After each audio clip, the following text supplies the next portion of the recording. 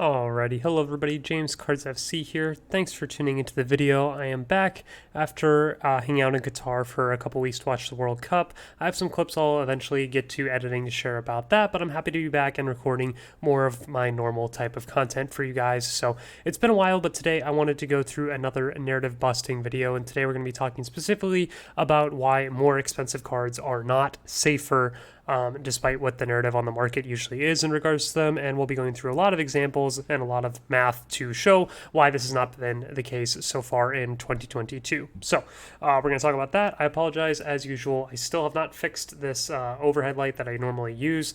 I've gotten way too lazy with it, but yeah, no overhead light, so I apologize. The brightness is terrible right now, but without further ado, we'll go ahead and get started. So let's talk about the narrative here. So throughout the down market of 2022, one of the most common narratives has been, yeah, base cards and common cards are dying, but if you put your money in the high-end, more expensive cards, you'll be okay and your money will be safe. While this narrative has been disputed on some occasions, I still see people clinging to this belief that if they spend enough money and buy the rarest, most desirable, most expensive cards they can for any player, their investment will be more safe or completely safe or safer than the base cards that they usually talk about. Like I say here, at least much safer than the base or common card garbage that other people are holding. So not only, in my opinion, is this mentality toxic and elitist, who would want to be in a hobby where you're told the only way to succeed is if you buy more expensive items? That doesn't sound very fun, so I don't like it from that perspective. And I also think it's very dangerous, as people are now exposing themselves to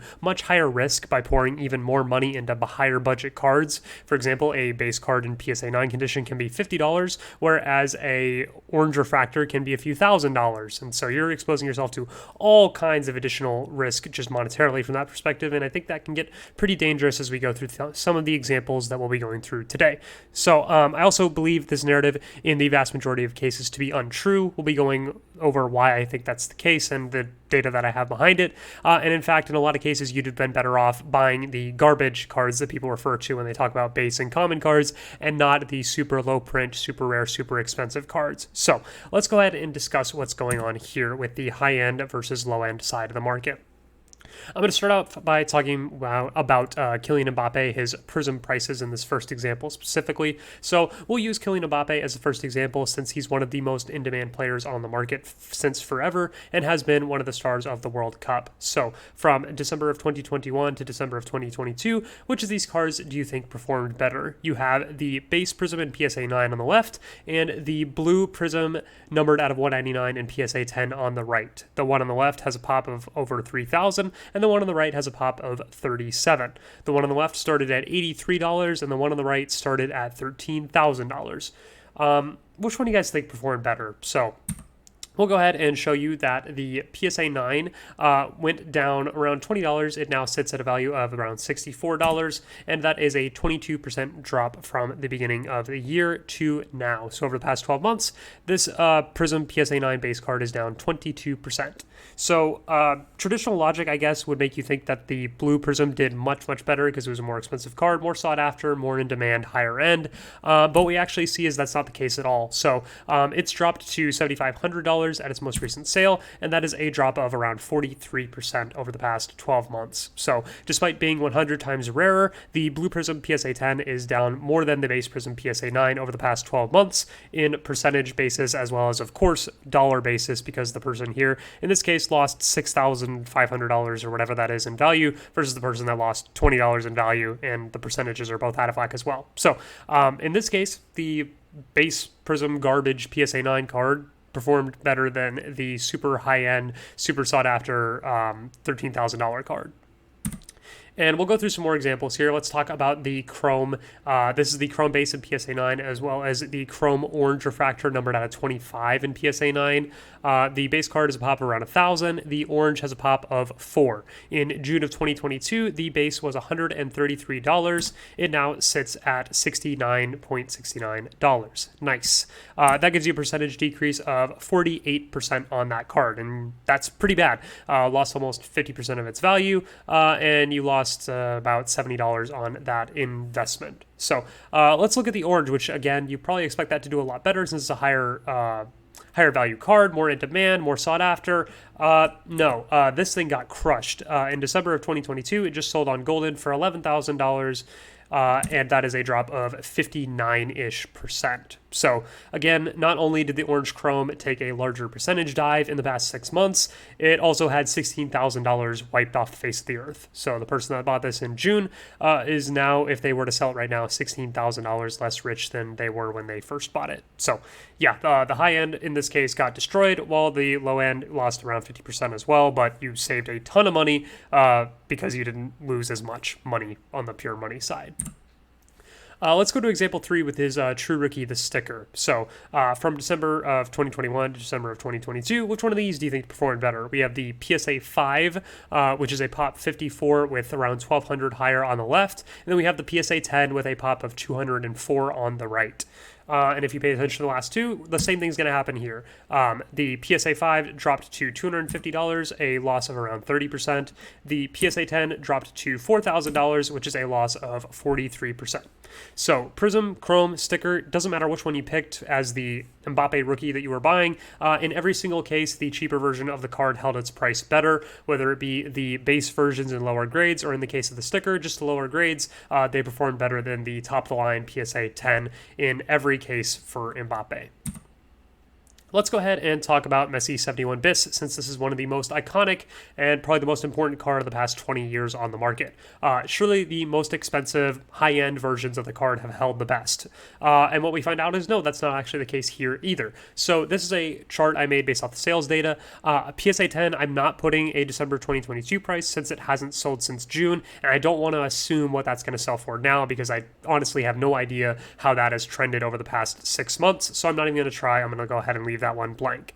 The PSA 9 is down 58%, PSA 8 is down 62%, PSA 7 down 53%, PSA 6 down 57%, PSA 5 down 62%, PSA 4 is down 45%, and the PSA 3 is down 3%. So what we see is that there is a very limited difference in price trend for the grades PSA 5 through PSA 9. No matter which of those grades you picked, you're down around the same 50 to 60% drop. No matter which price range you were in for PSA 5 to PSA 9, they're all down around 50 to 60%. In the PSA 4 and PSA 3 range, with these numbers of PSA 3 and PSA 4, eye appeal starts to matter a lot, so that's why you see some funny sales numbers in there. People really start to value eye appeal the lower it gets. Those grades have actually held up the best, though. So the cheaper PSA 3s and PSA 4s have seen lower percentage drops than the higher grades.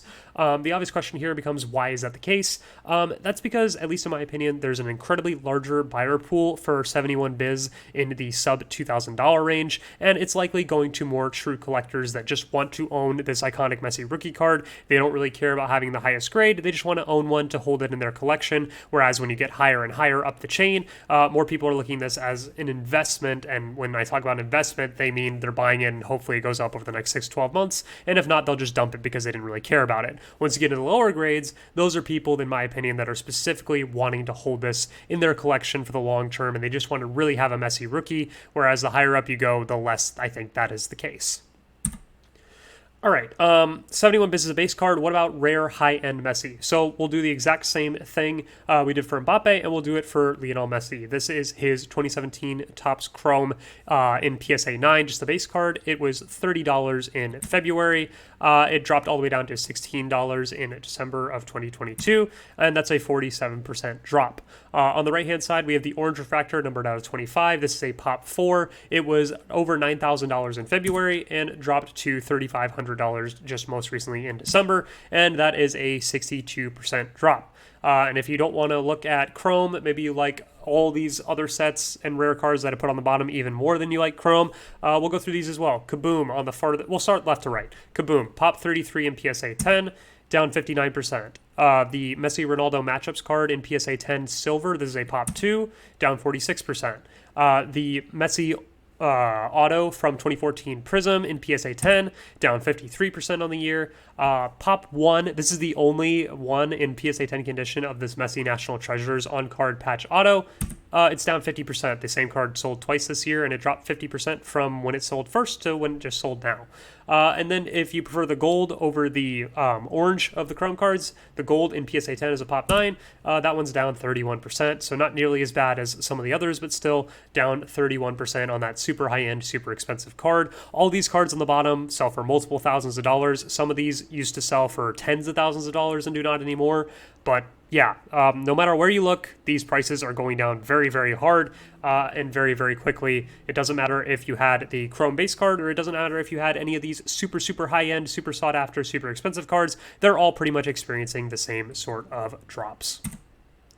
And then if you want to get into some really deep math here, this is using card ladder data. They allow you to construct your own indexes. So I went ahead and constructed my own indexes for Messi here. On the top left, we have the Messi low-end index. This is every Messi card that they track that is under $500 with a population of greater than 10. And that index is down 49% on the year. In the top right up here, we have Messi's mid-end index, which is cards of $151 to $5,000.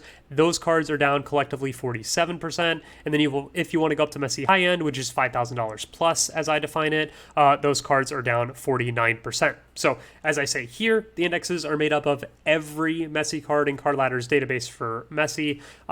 I do say every in quotations because in the high end, I took off the PSA 1071 Biz because it has not sold since January and it greatly affects the index, or sorry, hasn't sold since June and it greatly affects the index. So I went ahead and removed it. But if you want to put it back in there, feel free to redo it and make your own index and make your own video. I just didn't feel comfortable putting it on there because I think it really skews the data in a way that's not very fair. So the cards, like I said before, under $150 are down 49%.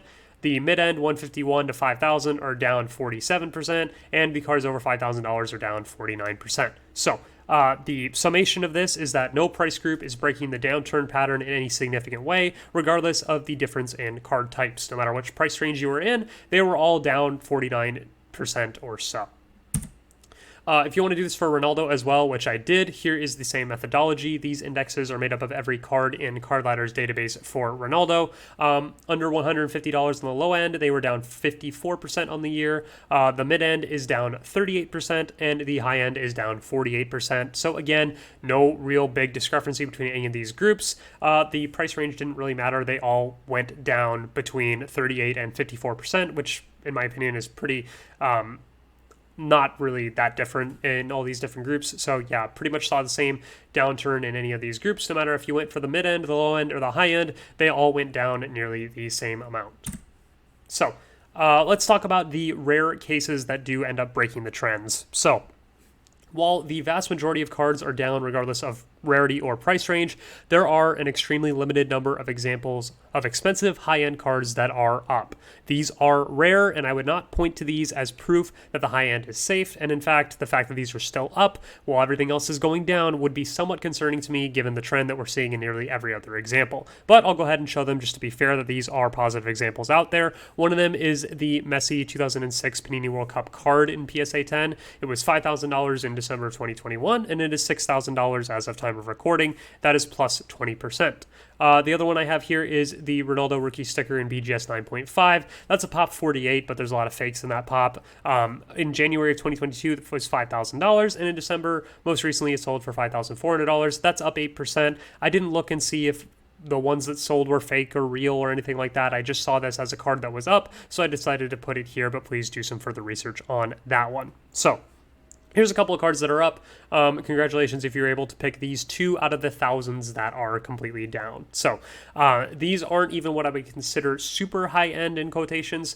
For example, the 2003 Ronaldo autograph from the Manchester United set sold for around $60,000 in the summer and is now down massive around $20,000 or $30,000 if it's sold today. So yeah. Those are 2 positive examples, but I would not get carried away because these are super needles in the haystack. I would not have guessed these 2 cards would have been the ones to still be going up. The Ronaldo has kind of an asterisk by it. I would never would have guessed that Messi. But yeah, everything else is pretty much either down tremendously or down a bit, depending on where you got it from. And the price range of these items don't really matter. If you want to look at flawless Messi, I tried to do that. It's too difficult because there's so many different variations and they don't sell very often. But those look relatively flat to a little bit down as opposed to up like this other Messi card was. Alrighty, so in conclusion to today's video, the high-end expensive cards have not been the safe haven that people have claimed. At best, they have equaled or slightly outperformed their lower-end counterparts in terms of percentage, while losing incredible amounts of real money.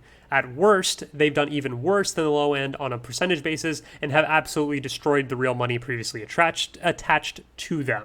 We're talking about life-changing amounts of money that is completely disappearing. Examples I've showed have cards losing tens to 20 thousands of dollars from their valuations, and I don't know about you guys, but that sounds like a life-changing amount of money to me. So, the point here is that you do not need to spend beyond your means to enjoy this hobby, and you do not need to spend beyond your means to cover yourself from losses. Buy what you like in your price range, whether that be Messi, Ronaldo, Mbappe. All those guys have no shortage of great cards at every single price range, and spend what you can afford to lose. So here's just an example of some of my favorite cards for those guys. I've probably talked about them all in the past, but this is just an example of cards on the cheaper to mid end for a bunch of different players that I really enjoy, despite the fact that they're really cheap. So, I know it can be hard when people are flexing $50,000+ cards on social media, but understand the amount of risk taken in purchasing those cards and that the market as a whole is a lot more connected than it seems. Base card from Chrome are down around 50%. The number card from Chromes are down around 50%. And the fact that you spent $100 and dropped to $50, I'd feel a lot better than the person that lost $15,000 on a super high-end Chrome card, but that's just me. So that is today's video. Just wanted to make you guys aware, if you weren't already, that the high end is suffering just as much, or in some cases even more than the low end of the market is. It is not all rosy and rainbows and unicorns and all that kind of stuff going on in the high end. There's some very, very scary losses, and people are losing life-changing amounts of money at that end of the market. So play within your means, find some really cool cards, enjoy the hobby. Not sure when my next video will be, but I appreciate you guys tuning into this one, and I will see you guys in the next video.